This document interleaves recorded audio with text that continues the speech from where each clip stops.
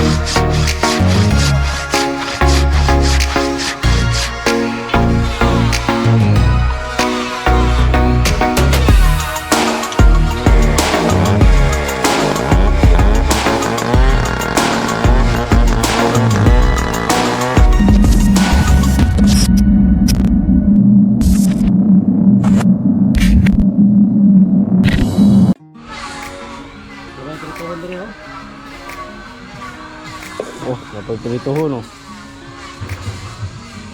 Kaya mga kasprakatak, si Muskit nag-prepare na ng ulam nila. Wala pa si Chip no? Spikas. Sa spikas. Ni Ernie, ito pong kwan. Alright, ang Chip dito mga kasprakatak ay pumunta daw sa Dipolog. Pumunta siya sa tinatrabaho nila doon. Sa ngayon kasi konti lang naman yung mga tatrabahoin yun dito. Nag-ano lang sila na dagdag lang sila ng mga kahoy, ligason dito, mga gusok. Ayan si Charlie nag-lagari ng mga kahoy, at si Boss yung naglinis.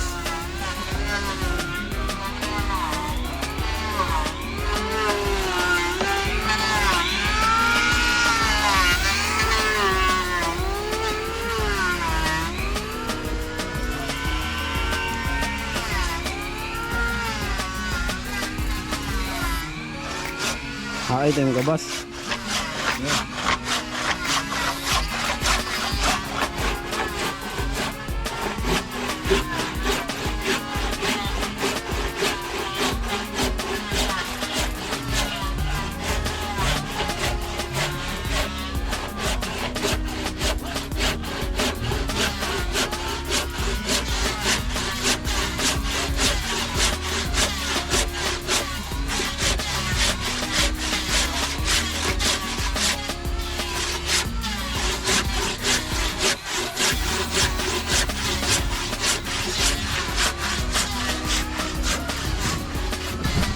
So yung mga kasprakatak, good morning.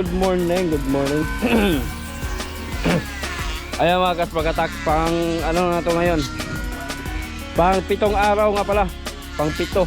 Kasi kahapon hindi sila nagtrabaho mga kasprakatak, nag-rest day ng mga panday kahapon, no? So linggo kasi kahapon, kaya rest day nila, hindi sila nagtrabaho kahapon mga kasprakatak.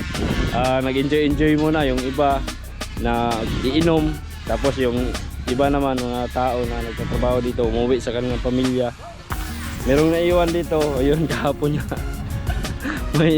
may natamords, may nalasing.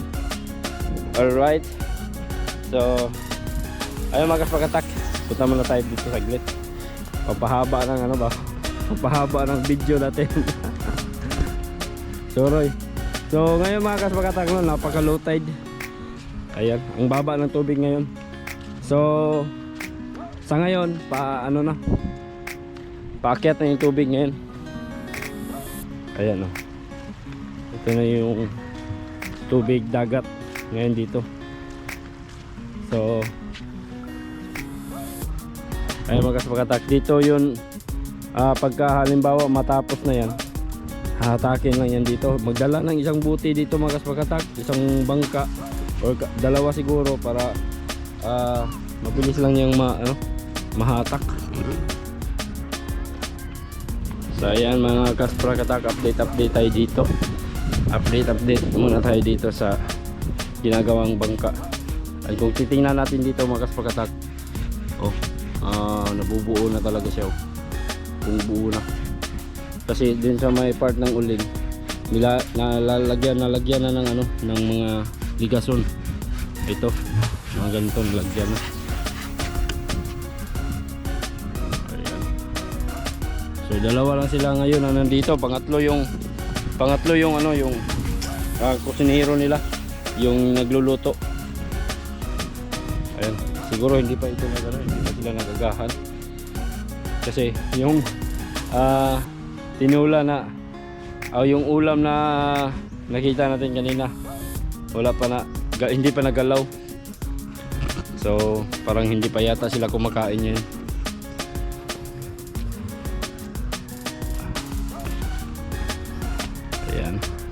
Ayan, nandito din pala ang boss natin.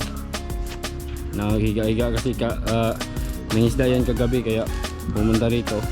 Nagano lang yan, tulog-tulog lang yan sa duyan.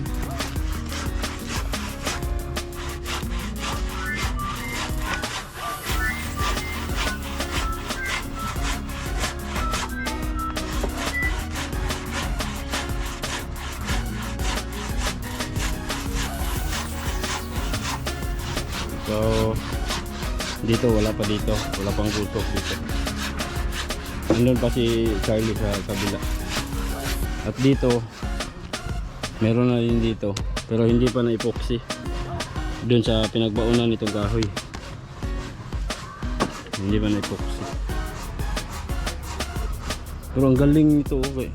Pinaano din yung paglinis ni boss yung para maging flat talaga siya sa ilalim. Kumbaga yung paglinis itong kahoy, pinaano din siya, pinaslide ba. Kasi pag tutusin maglinis siya, parang diretso lang. Pero ito pinaano talaga,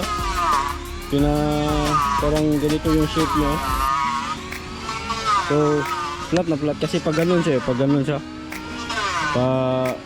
pababa ba. Ito dito sa ibabaw, ganun siya, pa-slide siya. Kaya yung paglinis nitong kahoy, pag cleaner niya, pinaslide din para magiging flat talaga yung ano. Halimbawa ay patong yung magpatong tayo ng tabla dito, kuha tayo ng sample. Ito kahoy, ganyan, talagang flat yung kahoy, sagad talaga yan. Same lang yan dito sa ilalim, sagad na sagad yan. Ayan, flat talaga yung mga tabla pag maglagay ka na ng sahig dito. Ayan, flat na flat talaga. So hindi ka na kamal dito, sipilya. Alright, so wala ang chip. So si Charlie lang at saka si boss yung naglinis ng mga ikakabit dito. Tapos si Charlie yung dahan-dahan sa pagkabit. Ito na, itanim na to, may epoxy na yan dito.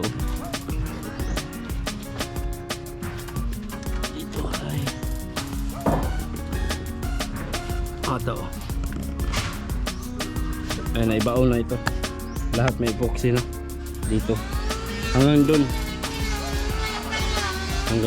Tingnan natin itong ilalim, pinaka-ilalim mga kaspagata. Ayan, ito na yung forma niya sa ilalim. Ayan. I-ano natin, oh.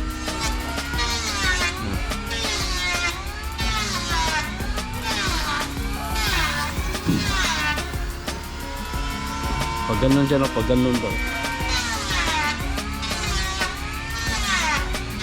So pag maglagay na yan ng ano dito sahig,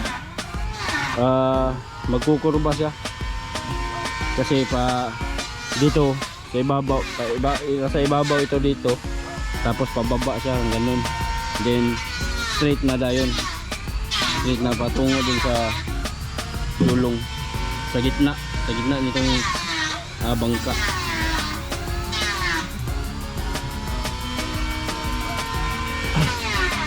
Ayan mga kaspakat ako mag-epoxy oh. Ano din oh, kalas din sa epoxy ba. Sayang din tong iba oh. Dapat sana yung mga epoxy nandun lang sa ilalim. Pero ito oh.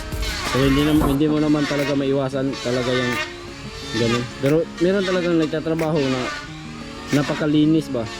Kung ang lalagyan ng epoxy yung doon lang talaga sa loob. Tulad nito oh. Lumagpas na. Ito sayang din to. Mga ganito oh.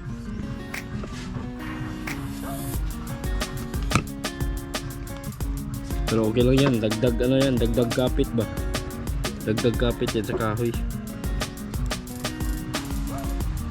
Alright, malakas na music dito. So, parang wala mo nang ano sila no, na trabaho. Ito lang yung dinagdag na trabaho. Si Charlie, dahan-dahan siyang nagputol dito. Kasi, hanggang dito lang yung ligasyon mga kaspakatak na papunta na sa ibabaw yung cross paangat na sa ibabaw hanggang dito lang dito siya isandig itong yung guide na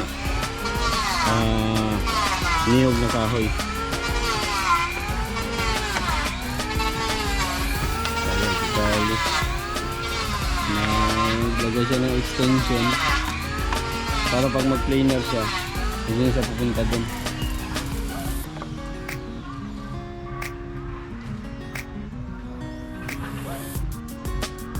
Bilis to, nagbilis. Pero itong mga kahoy na ginagamit dito mga kaspakala ko halos lahat mahogani lang na kahoy.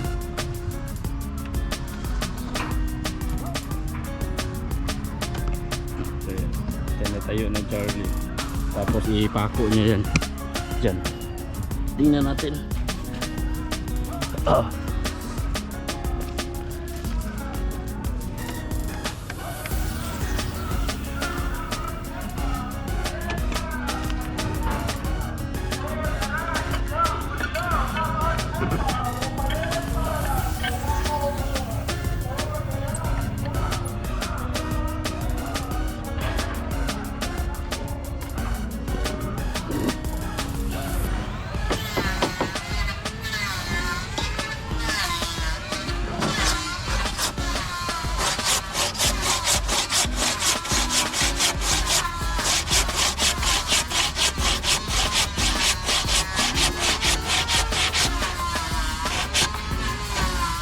Ay, hukot. Pinakaubot ko na.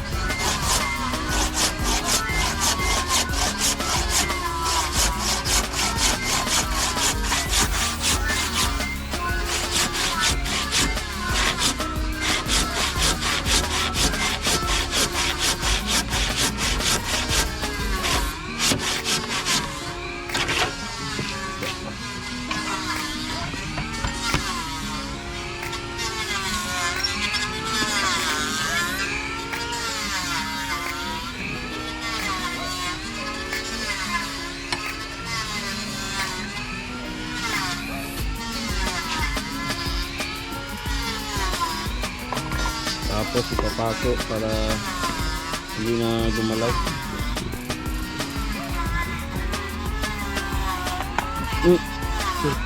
Dahan-dahan lang.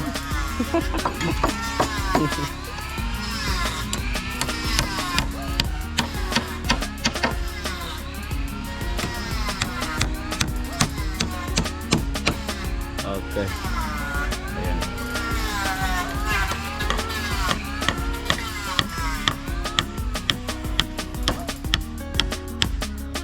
Kani Charlie na ni epoxy dari.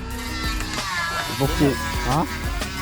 Adili na epoxy no? Ito ko nag-block. Block na block. Pwede na. So doon lang talaga yung nilalagyan ng epoxy sa dugtungan doon. Yung mga binabaon na kahoy. Pero dito wala na epoxy.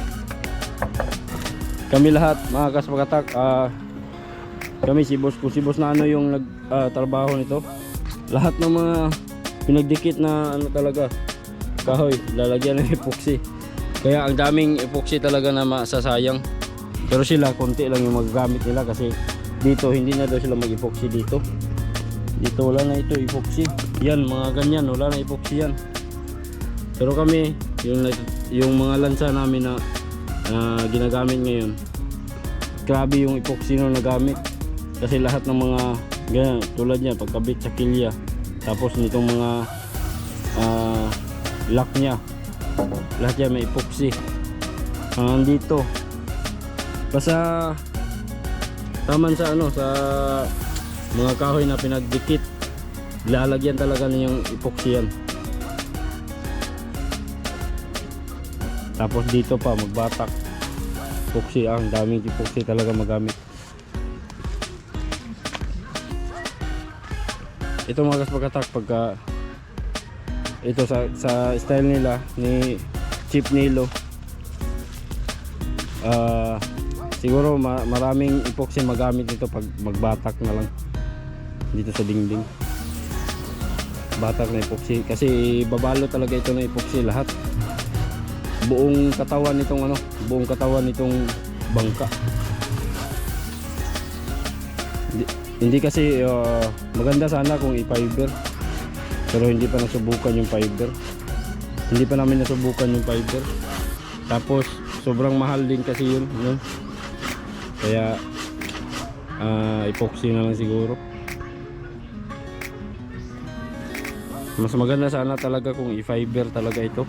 Siguro, pero sa aming mga bangka, talaga mga kaspagatak, hindi pa talaga kami nakasubok sa mga fiber glassing, yung mga ganun.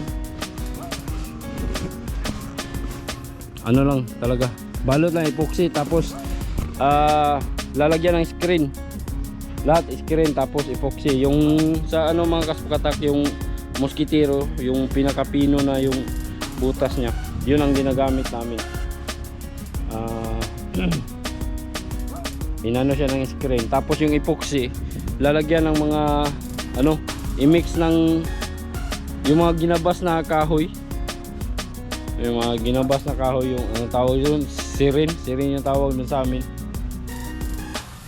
Yun ang ihalo sa epoxy, tapos siya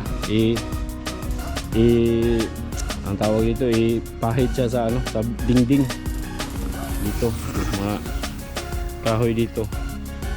Pag may tabla na, pahid siya sa dingding. Yung epoxy na may sagol, may mix na sirin, yung mga ginabas sa kahoy.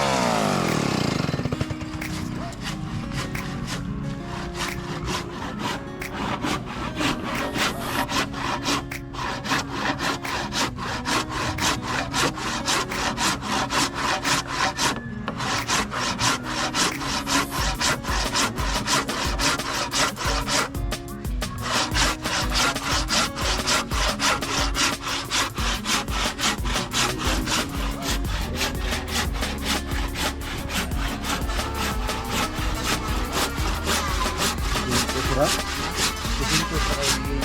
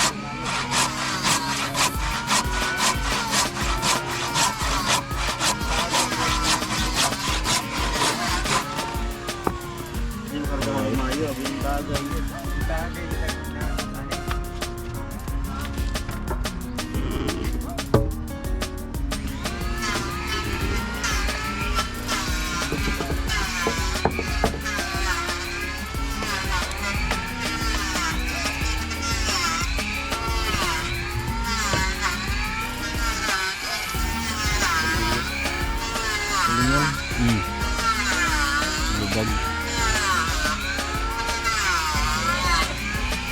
Liniranan.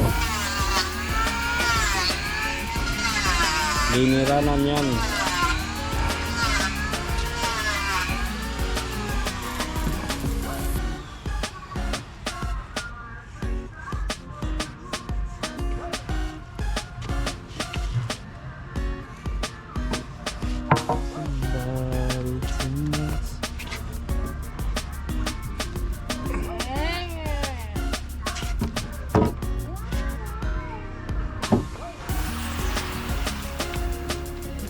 Cleaner. Cleaner yan mga kaspakatak.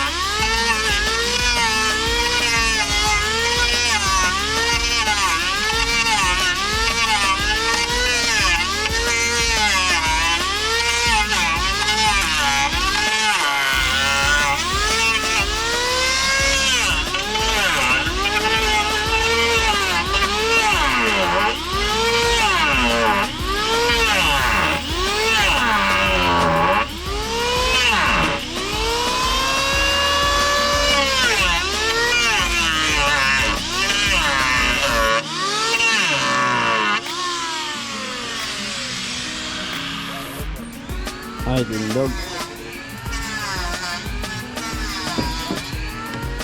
Ayun, flat na. Ayun.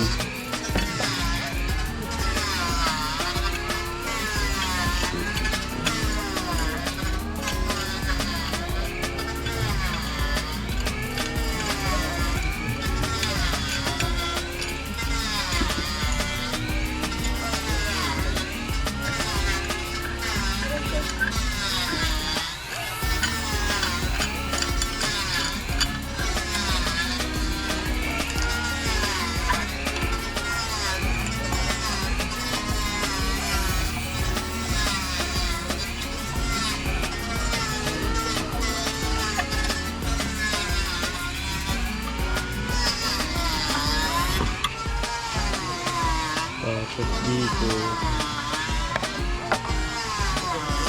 puro pasaka.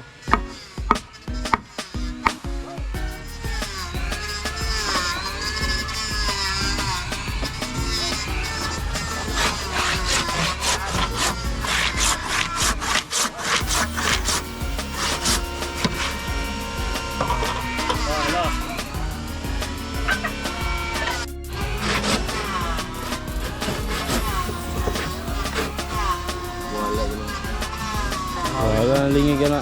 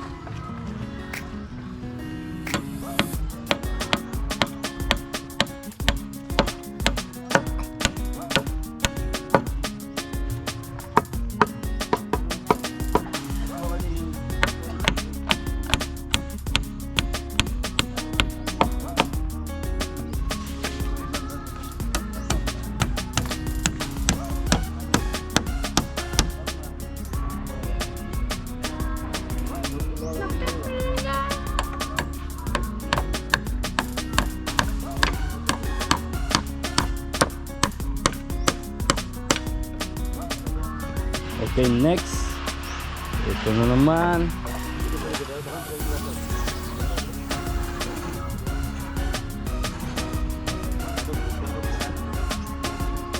Kakat pa yan.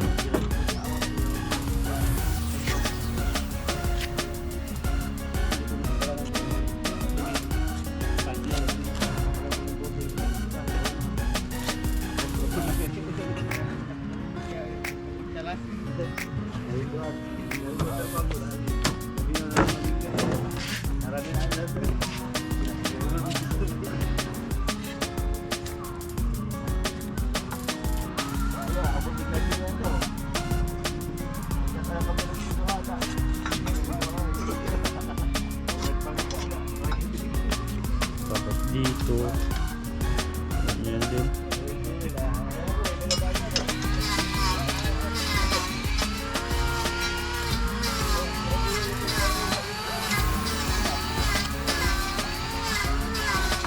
Ayan ang kaskatak. Bawat dulo ng guhit dito. Para makuha yung wala, slanting.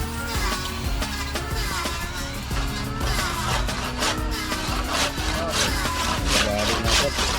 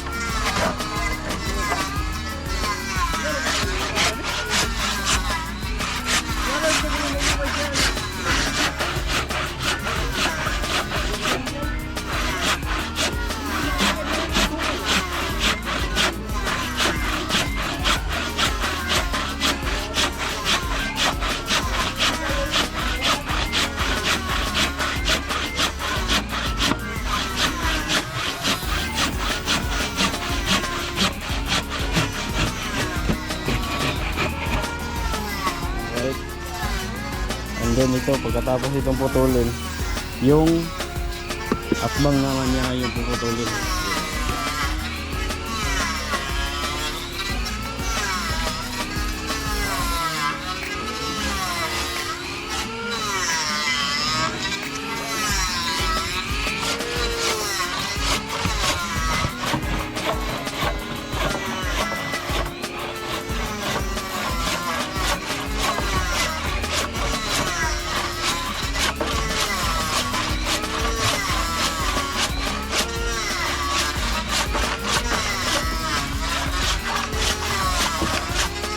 Magandang exercise din to. Lagari.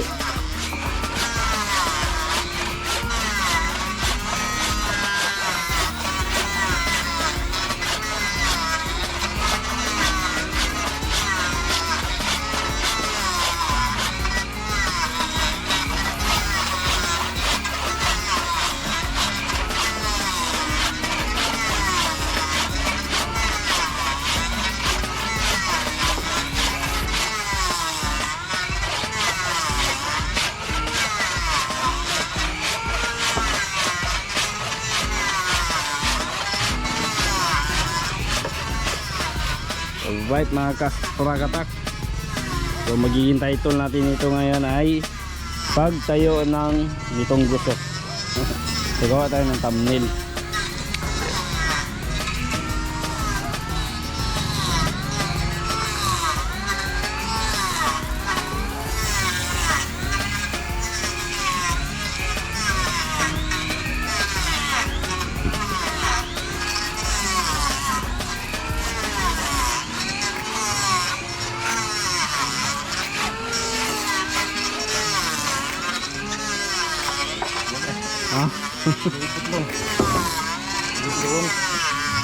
Gusto dyan, dali anak.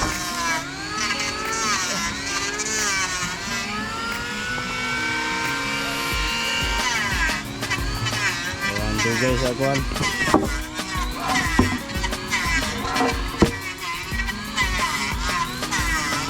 Ito na yung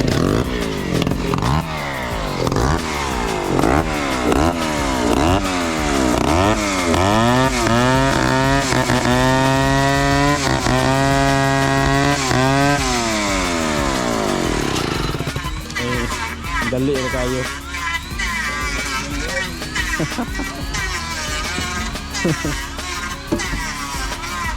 Nahabol ang gabas.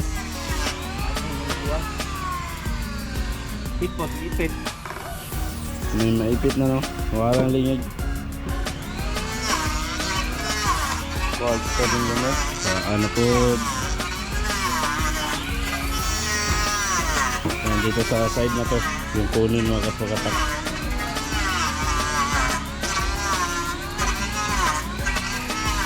Okay. Balik pa yung lapis.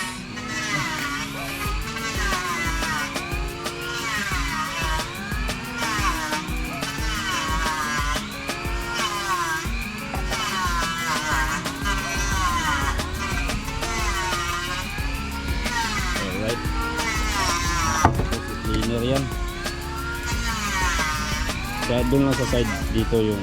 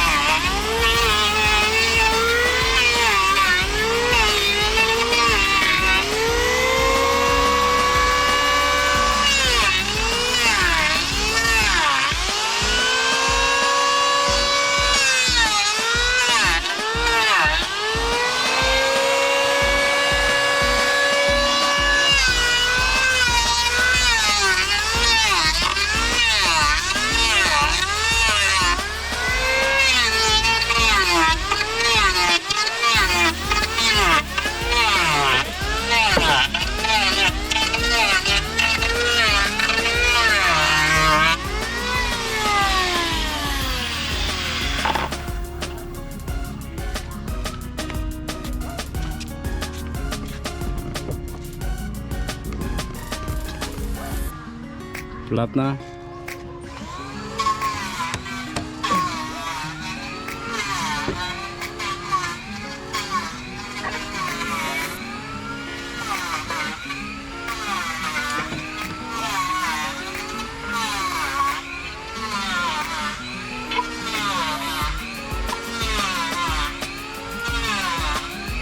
Yun. Tapos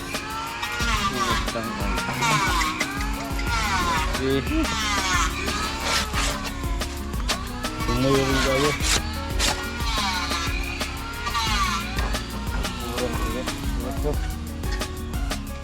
Ha?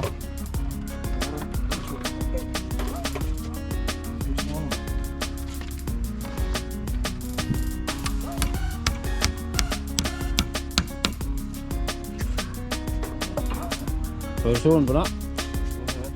Dulu saja. Diar ka.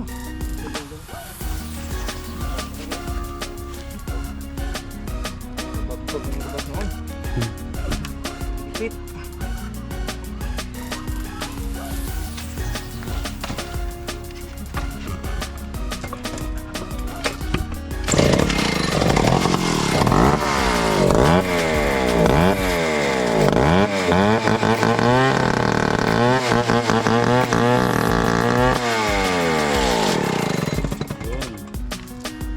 Paubos na yun. Dapat kan? Ah, di ba? Tara na. Mahulog na dia. Ito yung ipit ang kan? Ipit ang. Gabas. Buang ini. Dali, rarihan naman. Flap pa kain ni Ron.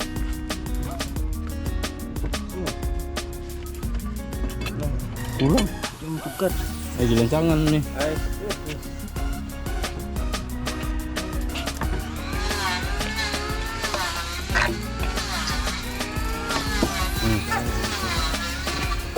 Flap pa kain ni Ron.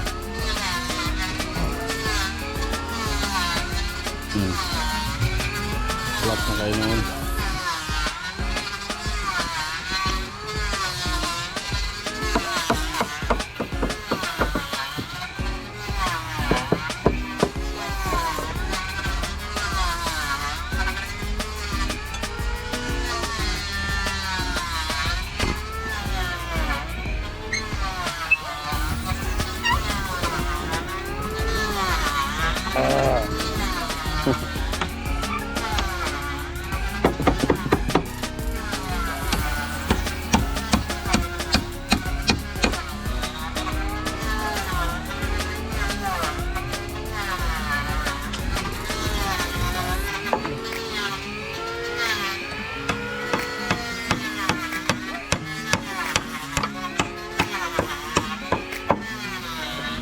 Dari.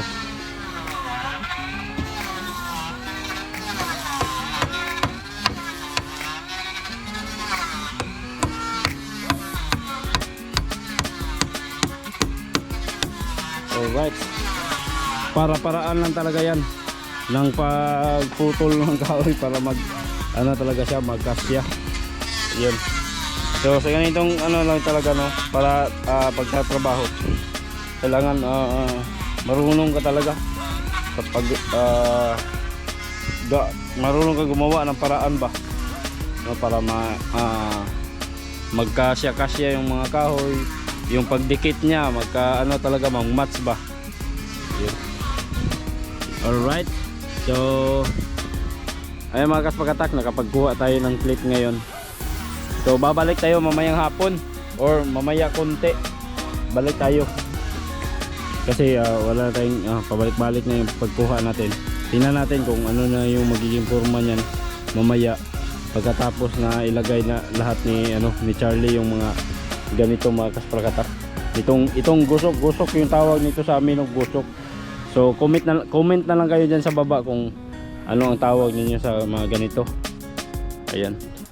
So sa English mga kaspagatak, ito yung ribs no. Ito yung pinaka backbone ng kung sa tao man o sa mga hayo. Ito yung backbone. Tapos yun mga ribs. Ganyan. So kumbaga skeleton na siya no. Skeleton. Yun. Skeleton, buo na ang skeleton. Ayan, ito pala. Ay hindi pa pala buo kasi wala pa dito sa may dulong na part. So pero nakikita kitang-kita na natin yung forma talaga mga kaspagatak. Ma-imagine na natin kung gaano siya kalaki, gaano siya kalapad no, talaga ma-imagine na natin kung titingnan kasi unti-unti na talaga siyang nabubuo. Ayan, skeleton na siya no. Pang ano pa lang ngayon no, pang 7 araw pa lang na pagtatrabaho nila no, simula nang sinimulan itong paggawa. So 7 araw pa lang yan mga kaspagatak. ito na skeleton na siya, para na siyang skeleton.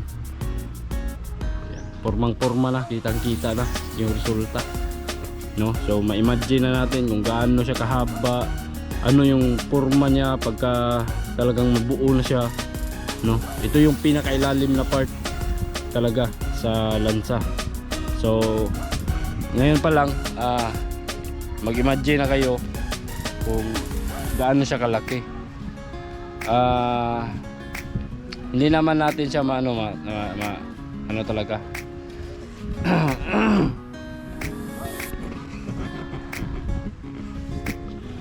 So ayan mga kasbakatak. So sasapawan ko na lang to ng music, no? Na para hindi tayo makapirat kasi yung kapitbahay, ang lakas talaga ng tugtog nila dito, ang lakas.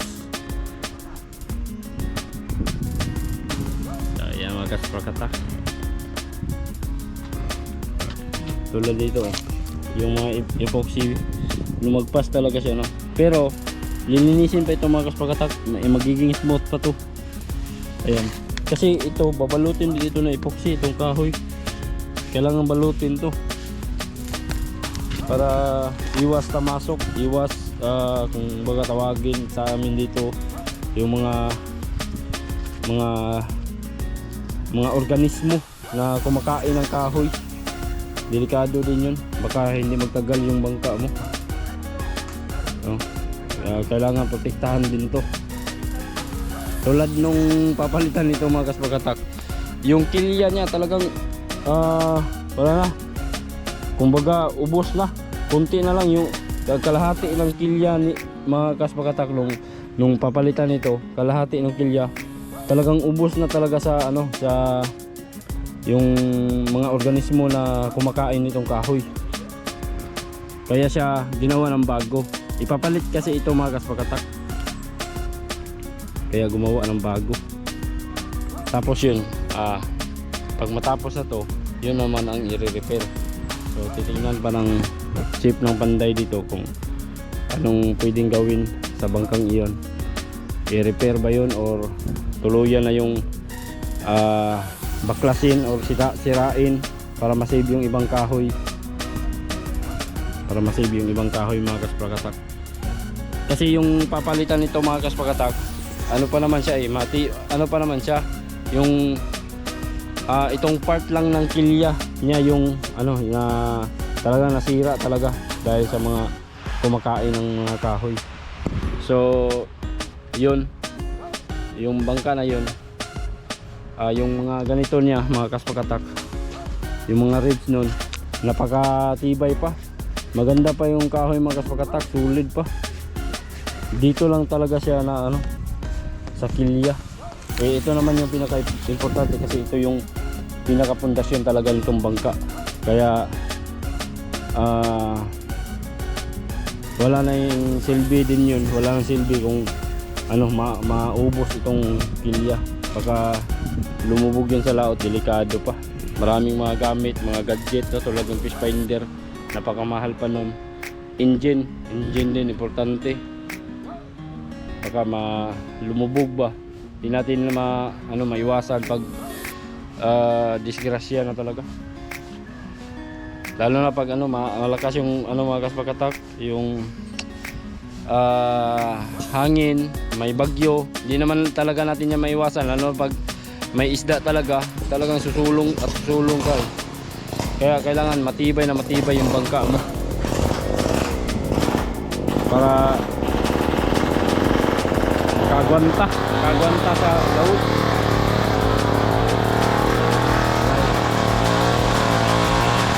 So yung mga kasbakatak, balik tayo mamaya.